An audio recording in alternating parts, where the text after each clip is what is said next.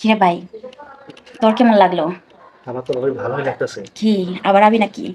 আসবো না মানে 100 বার 100। সুজন, এই সুজন, সুজন, দেখছো আমার দেবরটা কত সুন্দর। আর আমার বাপ মায় কি একটা জামাই থেকে বিয়া দিছে, না দেখতে সুন্দর আর না কোনো আছে বডি ফিগার, মানে কোনো দিকে যদি থাকতো তাও মনে বুঝতে পারতাম। দেখো দি আমার দেবরটা রে কত সুন্দর লাগতেছে, কি সুন্দর নিষ্পাপ বাচ্চার মতন ঘুমায় রয়েছে। ইস, কি আর কম যাকে দেখি আমার দেবরটা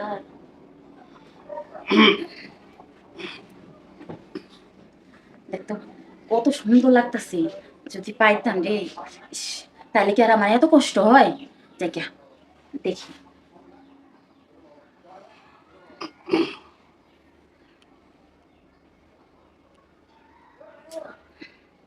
কি করবো মায়া, আমার তো দেখে আর ভালো লাগতেছে না।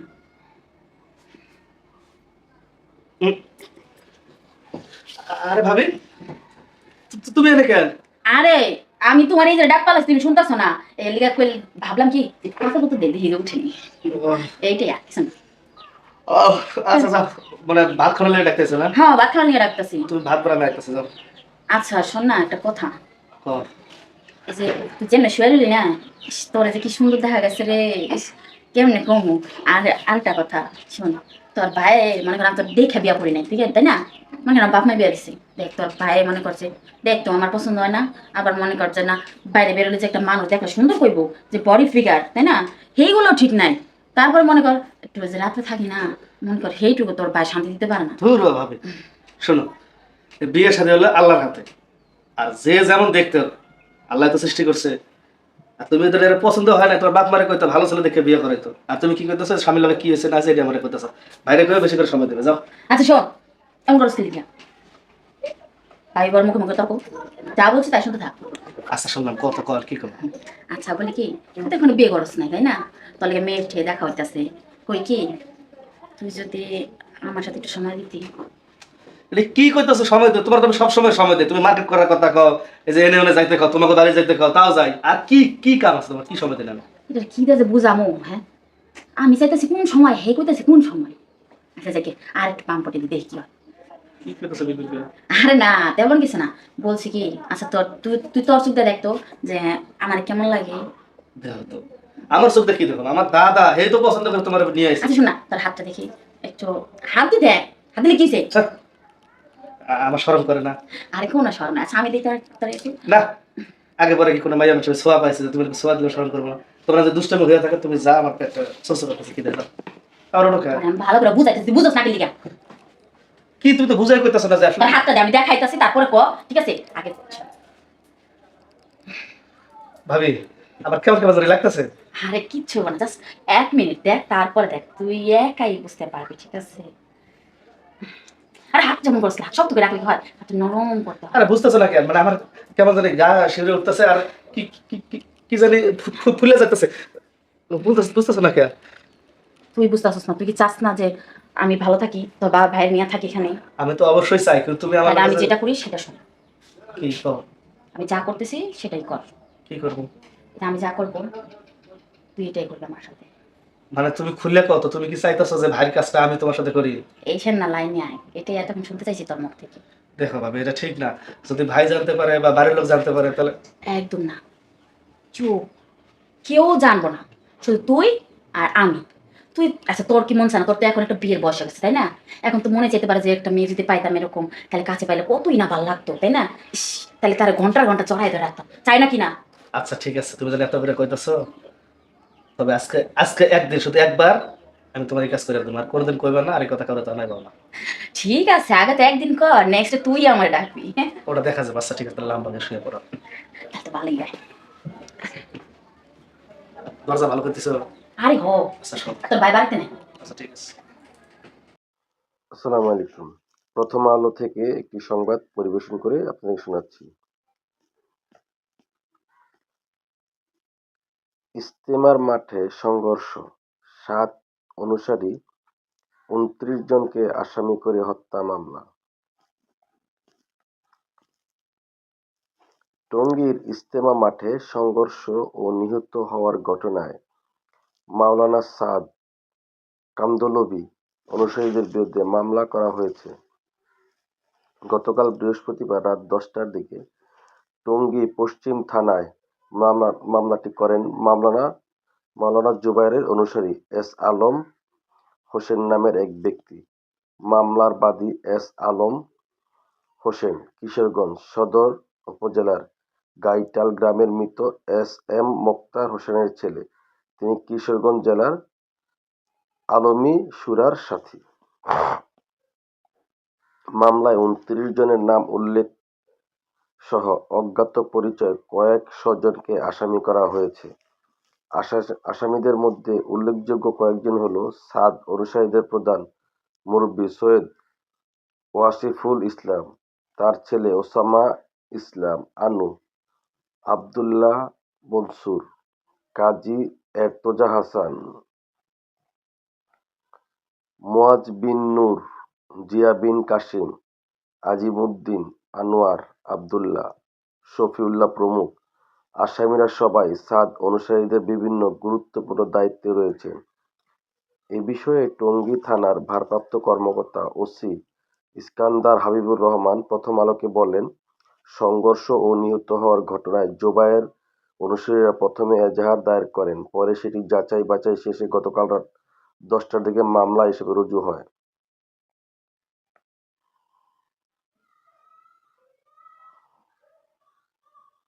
মামলায় সাদ অনুসারী 29 জনের নাম উল্লেখ সহ অসংখ্য জনকে অজ্ঞাত আসামি করা হয়েছে। এজাহারে বলা হয়, আসামি 31 জানুয়ারি থেকে শুরু হবে 3 দিনের মূল ইজতেমা। এই উপলক্ষে মাঠ প্রস্তুতির অংশ হিসাবে ইজতেমা মাঠে অবস্থান করছিলেন তাবলিগের শুরায়ে নেজাম বা মাওলানা জুবায়ের অনুসারীরা।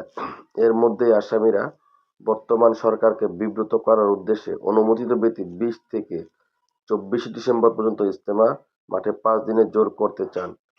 এই নিয়ে তারা সামাজিক যোগাযোগ মাধ্যমে বিভিন্ন উস্কানি ছাড়ছিলেন। মামলার প্রধান আসামি সৈয়দ ওয়াসিফুল ইসলাম তার স্বাক্ষরিত চিঠির মাধ্যমে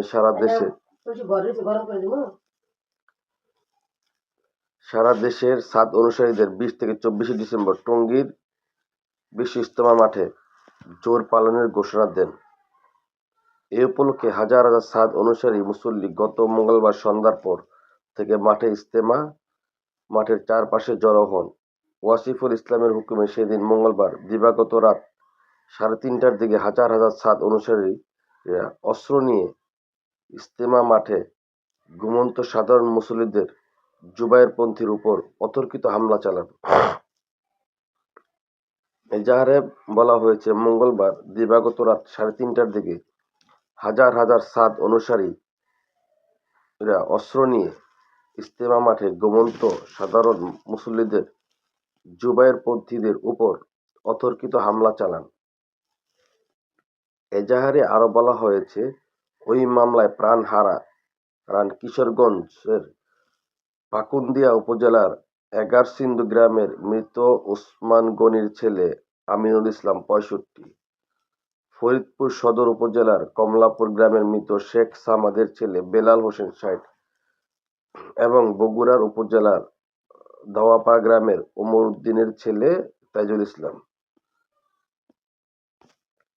তো যে খবরটি আপনাদেরকে পড়ে শোনালাম, এই খবরটি নিয়ে একটু সারসংক্ষেপ আপনাদেরকে বলি।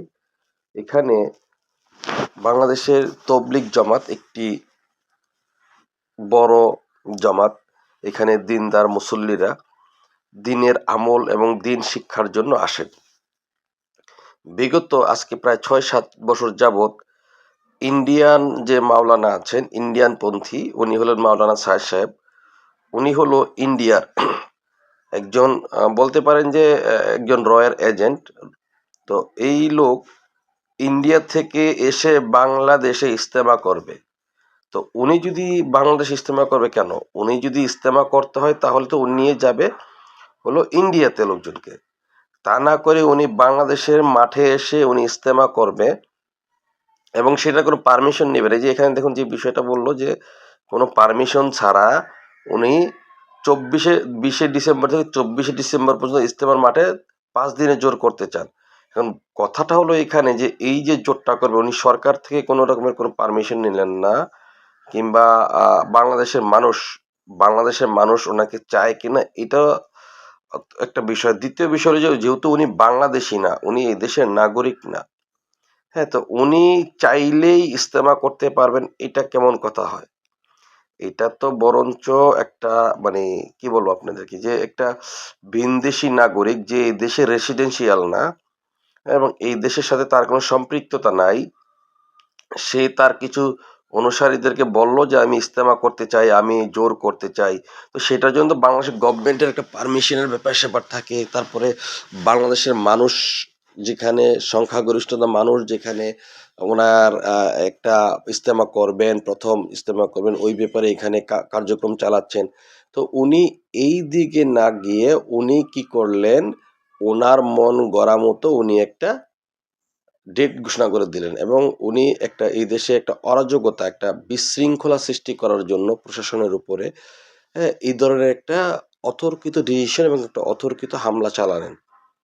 আমাদের দেশে এমনিতেই একটি ক্লান্তি লগ্ন দিয়ে পার করছেন, বিশেষ করে ৫ই আগস্টের পর থেকে, হ্যাঁ, যেহেতু একটি স্বৈরশাসককে দেশ থেকে উচ্ছেদ করা হলো।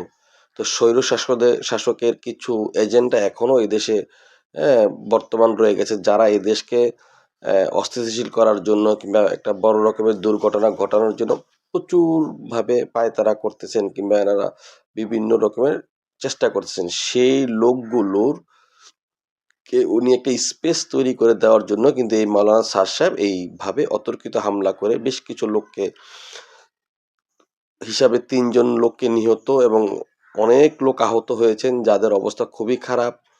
হ্যাঁ, হয়তো আল্লাহ জানেন ওনারা কি হন। তো যে লোকগুলো মারা গেছেন এদেরকে আল্লাহ শহীদি মর্তবা দান করুক।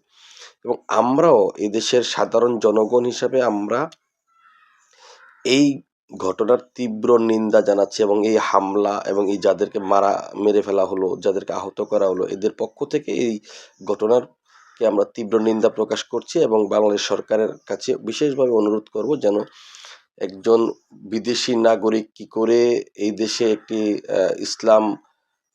ইসলামের ভিতরে যারা একটা বিভাজন সৃষ্টি করতে চাচ্ছেন এবং বিভিন্ন মানুষকে ওনারা উস্কানি দিচ্ছেন, এই ধরনের কাজ করছেন, এইদের বিরুদ্ধে একটি কঠোর থেকে কঠোরতম আইন করুন এবং এরা যেন কখনো বাংলাদেশকে এরকম বাংলাদেশের মানুষের প্রতি একটি আহ, ভয়াবহ এবং মানে একটি নীল নকশা যেন আর তৈরি করতে না পারে, সেই জন্য বাংলাদেশের মানুষ এবং বাংলাদেশের প্রশাসনকে অ্যালার্ট থাকতে হবে। আজকে এই বলেই আমি আপনাদের কাছ থেকে বিদায় নিচ্ছি। তো ভালো থাকবেন। আপনারা যারা আমার এই চ্যানেলটিকে দেখতেছেন, চ্যানেলটিকে দেখবেন, একটি সাবস্ক্রাইব করবেন, লাইক করবেন, বেল বাটনটি বাজিয়ে দিবেন। পরবর্তীতে আমার ভিডিওগুলো আপনাদের পাশে চলে যাবে। তো সবাই ভালো থাকবেন, আমার জন্য দোয়া করবেন। আমি আপনাদের জন্য দোয়া করি। আল্লাহ হাফেজ। আসসালামু আলাইকুম। ভালো থাকবেন।